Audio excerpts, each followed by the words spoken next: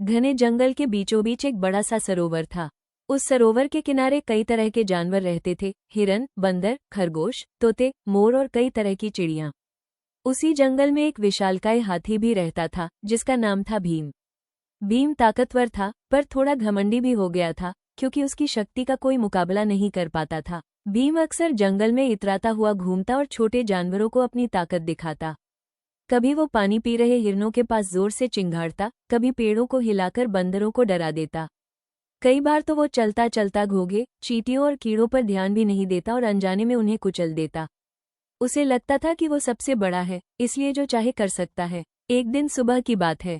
सूरज अभी पूरी तरह निकला भी नहीं था कि भीम सरोवर की तरफ गया। रास्ते में उसने देखा कि कुछ खरगोश आपस में बात कर रहे हैं। देखो देखो, हाथी आ रहा है, जल्दी हटो, नहीं तो फिर कुचल देगा, एक छोटा खरगोश डरते हुए बोला। भीम ने ये सुना, लेकिन उसे कोई फर्क नहीं पड़ा। उसने और जोर से कदम पटके, ताकि जमीन हिले और सब डर जाएं। खरगोश घबराकर झाड़ियों में छिप गए। भीम के चेहरे पर हल्की सी मुस्कान आ गई, जैसे उसे अपने किए पर गर्व हो। कुछ दूर चलकर उसने देखा कि चींटियों की एक लंबी कतार सड़क पार कर रही है। भीम ने जरा भी परवाह नहीं की। उसने अपने बड़े बड़े पांव उठाए और उन्हें बस यूं ही रखता चला गया। कई चींटियां उसके पैरों के नीचे दब गईं। पीछे से एक छोटी चींटी चिल्लाई, अरे संभल कर चलो, हम भी जीती जागती हैं, हमें भी दर्द होता है। आया, तुम्हारी औकात क्या है मेरे सामने? मैं तो बस एक पैर से तुम्हारी पूरी सेना मिटा सकता हूँ। चींटी चुप हो गई, लेकिन उसके दिल में एक टीस रह गई। दिन बीतते गए, भीम का घमंड बढ़ता गया। छोटे छोटे जानवर उससे डरने लगे। कोई भी उसके पास आने की हिम्मत नहीं करता था। वह अकेला रहता था, पर उसे लगता था कि उसे किसी की जरूरत ही क्या है। फिर एक दिन जंगल में कुछ अजीब हुआ। कई दिनों तक बारिश नहीं हुई। आसमान साफ था, बादल जैसे कहीं गायब हो गए थे। सरोवर का पानी धीरे धीरे कम होने लगा। पेड़ों की पत्तियां मुरझाने लगी, घास सूखने लगी। पानी की कमी से सब जानवर परेशान हो गए। एक शाम सभी जानवर एक पेड़ के नीचे इकट्ठा हुए और सलाह करने लगे कि क्या किया जाए। हिरन बोला, अगर पानी ऐसे ही कम होता रहा तो हम सब प्यास से मर जाएंगे। बंदर बोला, हमें कहीं और पानी ढूंढना होगा। मोर ने दुखी होकर कहा, लेकिन आसपास तो कोई दूसरा सरोवर या नदी नहीं है। उसी वक्त वहां एक बूढ़ा बुद्धिमान कछुआ आया। वो कई सालों से उस जंगल में रह रहा था और सब उसे बहुत सम्मान से देखते थे। कछुए ने धीमी आवाज में कहा, मैंने अपने बचपन में सुना था कि इस जंगल के उत्तरी हिस्से में ऊंची चट्टानों के पीछे एक पुराना कुआं है। शायद उसमें अभी भी पानी हो, लेकिन रास्ता बहुत मुश्किल है। सब जानवर एक दूसरे का चेहरा देखने लगे। इतना लंबा और खतरनाक रास्ता, वो भी बिना पानी के, कोई भी अकेले जाने की हिम्मत नहीं कर पा रहा था।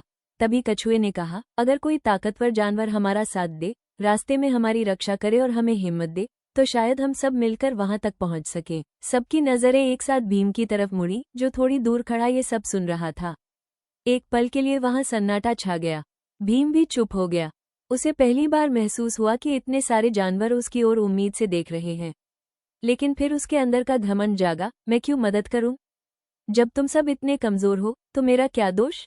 मैं तो अकेला ही यहाँ के बचे हुए पानी से काम चला लूंगा। मैं कहा, लेकिन भीम भाई, ये जंगल हमारा भी घर है और तुम्हारा भी। अगर हम सब मर गए तो तुम भी अकेले रह जाओगे। जंगल सूख जाएगा, पेड़ पौधे नहीं बचेंगे। फिर तुम क्या खाओगे, कहाँ रहोगे? भीम कुछ बोलने ही वाला था कि तभी वही छोटी चींटी पेड़ के तने से नीचे उतरी और बोली, ताकत का मतलब सिर्फ अपने लिए जीना नहीं होता, ताकत का असली अर्थ है दूसरों की रक्षा करना। अगर भगवान ने तुम्हें इतना बड़ा और शक्तिशाली बनाया है, तो शायद इसलिए कि तुम दूसरों की मदद कर सको, न कि उन्हें डराओ।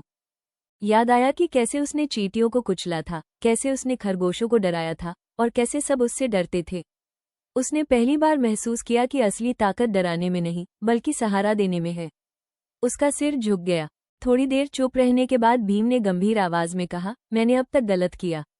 तुम सबको डराकर मैंने दोस्त नहीं, दुश्मन बनाए।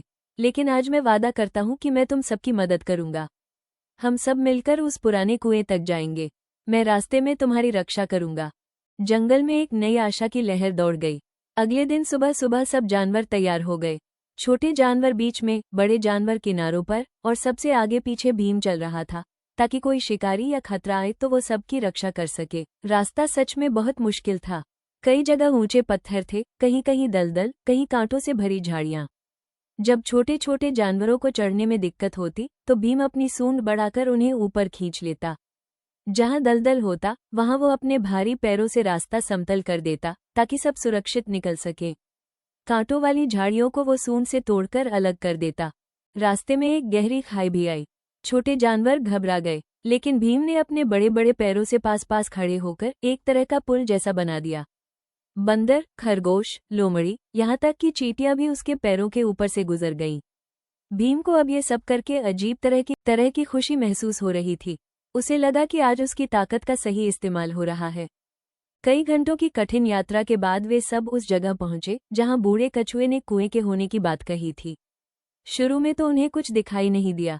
चारों तरफ ऊंची चट्टानें और सूखी जमीन थी। सब निराश होने लगे। बंदर ने कहा, शायद कहानी गलत थी, यहाँ कुछ नहीं है। तभी छोटी चींटी फिर आगे बढ़ी और बोली, हम इतनी दूर आ गए हैं, थोड़ी और कोशिश कर लेते हैं। उसने जमीन पर रेंगते हुए एक तरफ का कोना देखा जहां घास थोड़ी हरी थी।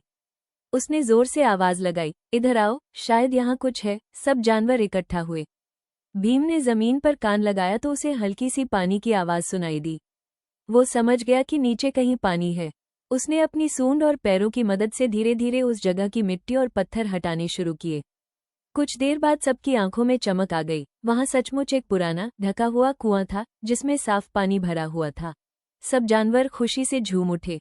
उन्होंने मिलकर कुएं के किनारे की मिट्टी और पत्थर हटा दिए ताकि सब आसानी से पानी पी सके। भीम ने सबसे पहले छोटे बच्चों और नन्हे जानवरों को पानी पीने दिया।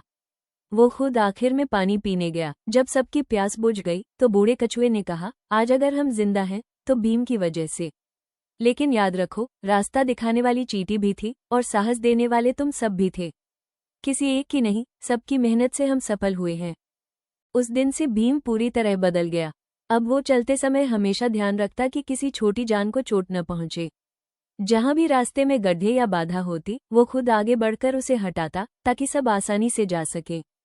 छोटे जानवर भी उससे डरने के बजाय उससे प्यार करने लगे। अब वे बेझिझक उसके पास आते, उसके साथ खेलते और अपनी बातें बांटते। हाथी भीम को अब जंगल में सब रक्षक भीम कहने लगे, क्योंकि वो सिर्फ ताकतवर नहीं था, बल्कि दयालु और समझदार भी बन गया था।